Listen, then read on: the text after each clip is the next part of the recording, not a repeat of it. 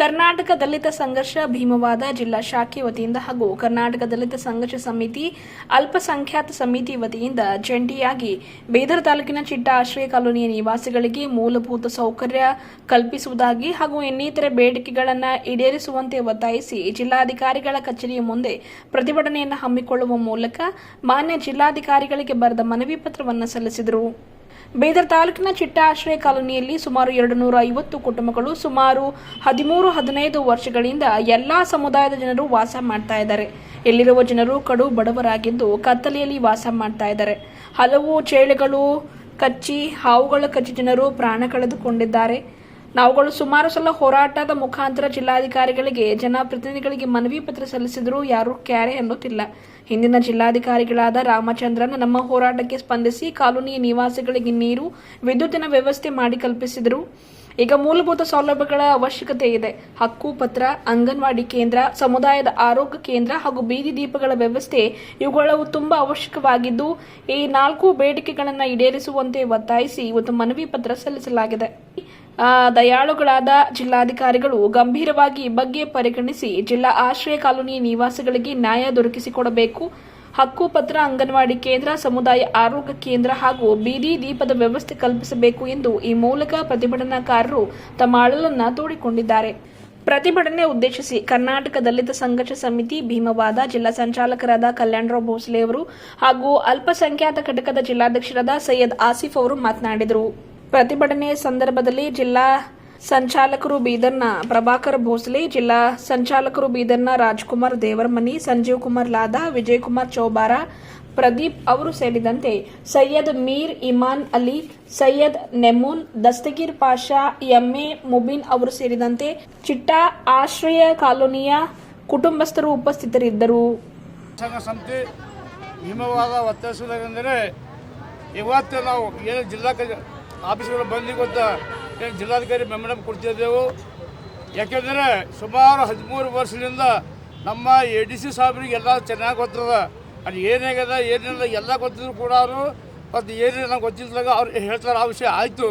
ಆದರೂ ಕೂಡ ಇಲ್ಲಿ ಇಬ್ಬರು ತೀರ್ಕೊಂಡಿದ್ದಾರೆ. ಅದಕ್ಕಾಗಿ ಬದಲು ಇದ್ದಂಥ ರಾಮಚಂದ್ರ DC ಅವರು ಲೈಟ್ ಕೊಟ್ಟಿದ್ದಾರೆ, ನೀರು ಕೊಟ್ಟಿದ್ದಾರೆ, ಎಲ್ಲ ಆಗಿ ಸರ್. ಅದಕ್ಕೆ ಅವ್ರು ನಮ್ಗೆ ಏನು ಬೇಡಿಕೆ ಹಕ್ಕುಪತ್ರ ಒಂದು ಅಲ್ಲ ಸಾಧ್ಯ ಒಂದು ಆಗಬೇಕು, ದಾಖಲೆ ಒಂದು ಸರ್ ಅಂಗನವಾಡಿ ಕೇಂದ್ರ ಅಷ್ಟಾದ್ರೆ ನಮ್ಮ ಸಂಪೂರ್ಣ ನಮ್ದು ಎಲ್ಲ ಮುಗೀತು. ಇದು ಬಿಟ್ಟರೆ ಮತ್ತು ನಮ್ದು ಏನೇನೇ ಇಲ್ಲ. ಅದಕ್ಕೆ ದಯಮಾಡಿ ಸರ್ ಅವ್ರು ಬಂದಾರ ಡೆಲಿಗೇಟ್ದಾಗ ಸರ್ ಒಂದು 5 ಮಂದಿಗೆ ಹೆಣ್ಮಕ್ಳು ಕರ್ಕೊಂಡು ಮೇಡಮ್ ಭೇಟಿ ಮಾಡಿಸಿ ನಾವು ಇಲ್ಲೇ ಕೊಡ್ತೀವಿ. ನಾವು ಯಾರು ಬರಲು ಯಾಕಂದ್ರೆ ನಿಮ್ಮದು ಲಾಡ್ ಪ್ರಾಬ್ಲಮ್ ನಾವು ಮಾತಾಡ್ತೀವಿ ಸರ್. ನಾವು 5 ಮಂದಿ ಕರ್ಕೊಂಡು ಹೋಗೋರಿ. ಅವ್ರು ಏನು ಮೇಡಮ್ ಹೇಳ್ತಾರೆ ಅವ್ರು ಕಲಿಯೋದು ಅವರೇ ಕೊಡೋಲ್ಲ ಇಲ್ಲೇ ಇರ್ತದೆ ಸರ್. ಈಗ ನಾವೊಂದು ವಿಚಾರ ಹೇಳ್ಬಿಡ್ತೀವಿ. ಹಾಸ್ಪಿಟಲ್ಗೆ ಬೀದಿ ದೀಪ, anganwadi, DD woman and child ಮೀಟಿಂಗ್ನಲ್ಲಿದ್ದಾರೆ. DHನು ಕೂಡ ಇಲ್ಲೇ ಮೀಟಿಂಗ್ನಲ್ಲಿದ್ದಾರೆ. ಕಮಿಷನರ್ ಅವರು ಮೋಸ್ಟ್ಲಿ ಆಫೀಸ್ನಲ್ಲಿದ್ದಾರೆ, ಚೆಕ್ ಮಾಡ್ತೀವಿ. ಈ ಮೀಟಿಂಗ್ ಮುಗಿದ ತಕ್ಷಣ ಈ ಮೂವರಿಗೂ ಕೂಡ ನಿಮ್ಮ ಅದು ಯಾವ್ದು ಕಾಲೋನಿ ಅಂದರೆ ಖರ್ಗೆ ಅವ್ರ ಕಾಲೋನಿ ಅಲ್ಲಿ ಕಳಿಸ್ತೀನಿ. ಸೊ ಅವಶ್ಯಕತೆ ಅನುಗುಣವಾಗಿ ಅಲ್ಲಿ ಅಂಗನವಾಡಿ ಎಲ್ಲಿ ಬೇಕು ಜಾಗ ಇದನ್ನ ಇಲ್ಲ ಅಂತ DD woman and child check ಮಾಡ್ತಾರೆ. ಆಮೇಲೆ ಹಾಸ್ಪಿಟಲ್ಲು ಅವಶ್ಯಕತೆ ಇರುವಂಥದ್ದು DH ಚೆಕ್ ಮಾಡ್ತಾರೆ. ಆಮೇಲೆ ನೀವು ಬೀದಿ ದೀಪ ಎಲ್ಲೆಲ್ಲಿ ಬೇಕು ಅನ್ನುವಂಥದ್ದು CMC ಕಮಿಷನರ್ ಅವರು ಚೆಕ್ ಮಾಡ್ತಾರೆ. ಈಗ ಎಷ್ಟಾಗಿದೆ 12:47 ಆಗ್ತಾಯಿದೆ. ಬಹುಶಃ ಒಂದು 2:30 ಅಥವಾ 3 ಗಂಟೆ ಸುಮಾರು ಈ 3 ಅಧಿಕಾರಿಗಳು ಅಲ್ಲಿ ಬರ್ತಾರೆ, ಬಂದು ಚೆಕ್ ಮಾಡ್ತಾರೆ ಅವರು. ಸೊ ಈ ವಿಷಯಕ್ಕೆ ತಾವು ಎಸ್ ಅಂತಂತಂದರೆ ಆ ಅಧಿಕಾರಿಗಳಿಗೆ ನಾನು 3 ಗಂಟೆ ತನಕ ಕಳಿಸ್ತೀನಿ.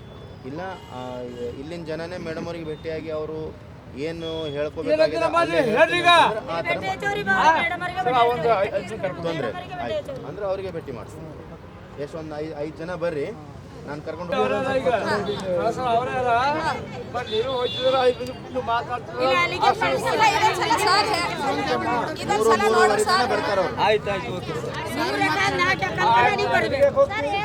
ಈಗ ನಮ್ಮ ಜಿಲ್ಲಾಧ್ಯಕ್ಷರಾದಂಥ ಕಲ್ಯಾಣರಾವ್ ಭೋಸಲೆ ಅವರು ಅಮೃತ DSS ಜಿಂದಾಬಾದ್ ಜಿಂದಾಬಾದ್. ಯಾತಕ್ಕಾಗಿ ಹೋರಾಟ, ಹೋರಾಟ ಹೋರಾಟಕ್ಕೆ ಸರ್ ಅವರ ಅಲ್ಪಸಂಖ್ಯಾತರಿಗೆ ಅವ್ರು ಕೊಡ್ತಾರೆ. ಎಲ್ಲ ಡಿಫ್ರೆಂಟ್ ಮಾಡ್ತಾರೆ, ಯಾವಾಗ ಮಾಡ್ತಾರೆ. ಓಸಿ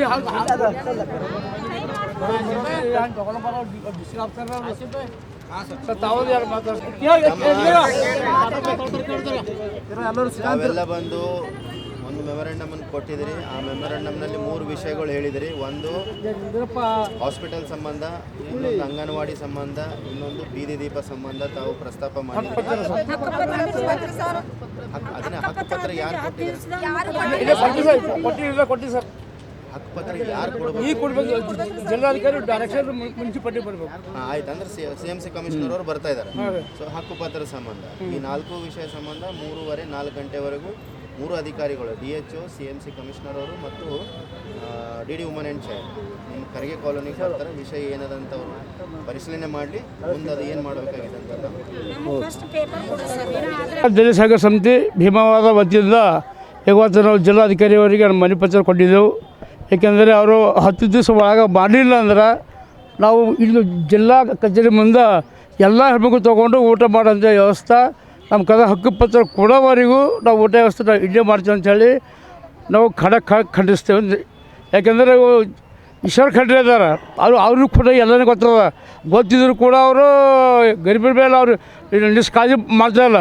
ಅವರಾಗಲಿ ನಮ್ಮ ಲೋಕಲ್ ರಮಿಖಾನ್ ಆಗಲಿ ಇಲ್ಲಿ ಮುಂದೆ ಏನು ಪಾಠ ಕಲಿಸ್ಬೇಕು, ಇಲ್ಲಿ ಓಟ್ ಭೀ ಕೊಡ್ತೇವೆ, ಎಲ್ಲರೂ ಕೊಡ್ತೇವೆ, ಏನು ಪಾಠ ಕಲಿಸ್ಬೇಕು ಅಂಬೋದು ನಮಗೆ ಚೆನ್ನಾಗಿ ಗೊತ್ತಿರೋದು. ದಯಮಾಡಿ ಇನ್ನು ಮುಂದೆ ಅವ್ರು ಯಾರೇ ಮುಂದೆ ನಮ್ಮ SC ಒಳಗೆ ಎಲ್ಲೇ ಹೋಗಿ ಜಿಲ್ಲಾ ತುಂಬ ಅವ್ರು ಏನು ಪಾಠ ಕಲಿಸ್ಬೇಕಾದ್ರೆ ಆ ವ್ಯವಸ್ಥೆ ನಾವು ಮಾಡ್ತೇವೆ. ದಯಮಾಡಿ 10 ದಿವಸ ಒಳಗೆ ಜಿಲ್ಲಾಧಿಕಾರಿ ಮೇಡಮ್ ಅವರು ಅಷ್ಟು ಮಾಡಲಿಲ್ಲ. 10 ದಿವಸ ಒಳಗೆ ಆಗಿದ್ರೆ ನಾವು ಡಿಮ್ಯಾಂಡು ನಮ್ಮದು ಸಾಲಿ ಒಂದು ಚುಚ್ಚುವಡ್ಡಿ ಹಾಸ್ಪಿಟಲು, ಹಕ್ಕುಪತ್ರ ಮತ್ತು ಆಮೇಲೆ ಅಂಗನವಾಡಿ ಕೇಂದ್ರ, ಇವು 4 ಬೇಡಿಕೆಗಳವ. 4 ಕಂಪಲ್ಸರಿ ಮಾಡ್ತೀವಿ ಅಂತ DC ಸಾಹೇಬ್ ಸೆಕೆಂಡ್ DC ಒಪ್ಕೊಂಡಿದ್ದಾರೆ. ಈಗ ಬೈ ಚಾನ್ಸ್ ಈಗ ಅವರು ಈಗ ಗೊತ್ತಿಲ್ಲ ನಾಯಿ ಕಳಿಸಿದ್ರು ಭೀ ಬೈ ಚಾನ್ಸ್ ಸ್ಪಾಟಿಗೆ ಹೋಗಿ ಅವರು ಕಳಿಸ್ತೇ ಅದ್ರ ಸರಿ ಅದ. ಇಲ್ಲಾಂದ್ರೆ ವರ್ಷ ಮುಗಿಸ್ತಂದ್ರೆ ಇಲ್ಲೇ ಅವ್ರ ಮಕ್ಕಳು ಸ್ನಾನ ಮಾಡಿಸೋ ಮಟ್ಟ ಎಲ್ಲ ನಾವು ಇಲ್ಲೇ ಸ್ನಾನ ಎಲ್ಲ ಮಾಡಕ್ಕೆ ಇಲ್ಲೇ ಮಾಡ್ತೇವೆ ನಾವು ಅಂಥೇಳಿ ನಾವು 2 ಮಾಸ ಮುಗಿಸ್ತೇವೆ. ಹಾಂ, ಕಲ್ಯಾಣ ಬಸಳೆ DSS ಜಿಲ್ಲಾ ಸಂಚಾಲಕ ಬೀದರ್. ಸಂಘರ್ಷ ಸಮಿತಿ ಭೀಮವಾದ ಜಿಲ್ಲಾ ಶಾಖೆ ಸಂಜೀವ್ ಕುಮಾರ್ ಲಾದ DSS ಭೀಮವಾದ ತಾಲೂಕು ಸಂಚಾಲಕರು ಅವರಾದ. ಕರ್ನಾಟಕದಲ್ಲಿ ಸಂಘರ್ಷ ಸಮಿತಿ ಭೀಮವಾದ ಜಿಲ್ಲಾ ಶಾಖೆಯ ವತಿಯಿಂದ ಖರ್ಗೆ ಕಾಲೋನಿಯ ನಿವಾಸಿಗಳ ಸುಮಾರು 250 ಕುಟುಂಬಗಳು ವಾಸವಾಗಿದ್ದು ಸುಮಾರು 13 ವರ್ಷಗಳಿಂದ ವಾಸವಾಗಿದ್ದಾರೆ. ಎಲ್ಲ ಸಮುದಾಯದ ಜನರು ಅಲ್ಲಿ ವಾಸವಾಗಿದ್ದಾರೆ ಮತ್ತು ಕಡು ಬಡವರಾಗಿದ್ದಾರೆ.